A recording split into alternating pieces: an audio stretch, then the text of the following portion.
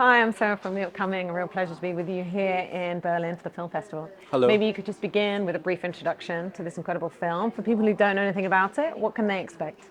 Hi, my name is Zhi Wei. I'm a Singaporean filmmaker with my film here at the Berlinale Generation. Tomorrow, my film is called Tomorrow is a Long Time. It's a father and son story, and it's about the different ways that families connect with each other and how they discover their bonds with each other. Let's say.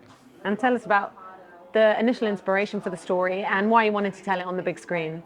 In the beginning, I was taking care of my grandmother when I was 5, and she was she passed when I was very young with an illness, and years later, my father has the same illness. So basically, this illness runs through the family, and I started to think about what might also be passed to me. So there was this idea of how illnesses, physically, how things pass through from family member to family member, and so and that was the start of the story. How we are connected, almost in a almost metaphysical way, even after death, and yeah. And tell us a bit about your cast, how you decided on who you were going to work with, and what was your approach to working with them to achieve your vision? So basically, I think the main character, the boy in the film, Ming, is very specific, and so I took about 2 to 3 years to cast him, and I saw like almost 300 boys, and it was getting very difficult because I was concerned that might not be, I was not able to find the boy, but one day, in an audition, almost towards the end, I think in 2020, he walked in and he asked, and the first ever improvisation exercise he had to do, I almost knew, like I was certain that he was going to be the one.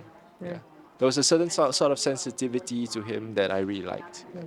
And in terms of the kind of look and feel of the film and the aesthetics, what was your approach? And do you take inspiration from other filmmakers, or is it something that just comes from your own, creativity?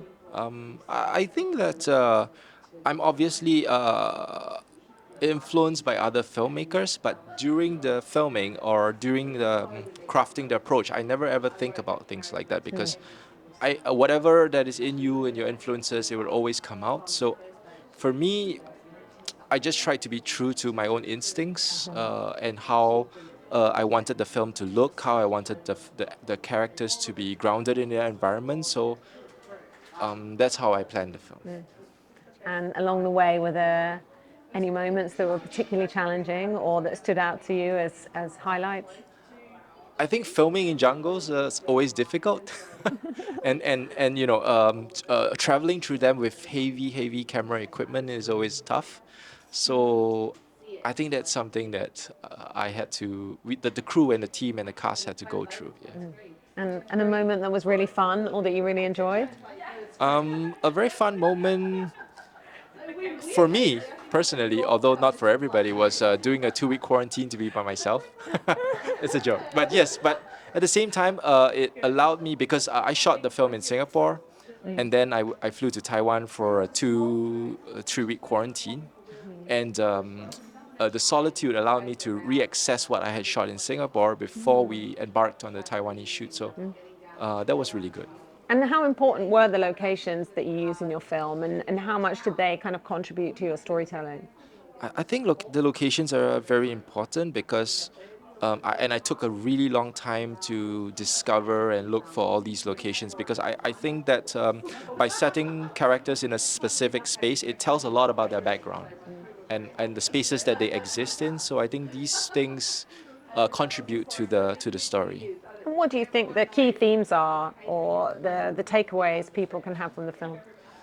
I think the film has been described. Excuse me. I think the film has been described as a coming of age story, but also at the same time, I feel like it is also about the connections that families share with each other and how they communicate even when they are no longer around. Yeah. And what does it mean to you to have your film here at the Berlinale? I think it's been amazing. It's been an amazing experience, of course, to finally share my film on the world stage with audiences in Berlin. And I think the audiences in Berlin are very open to different types of cinemas. So it's been very exciting to hear their feedback and their comments on the film. And I do think it just seems they have such an incredible diversity of films and filmmakers of many different nationalities. So, how important do you think festivals like this are to kind of bring together all those different perspectives and sort of show how cinema can be a site of cultural exchange?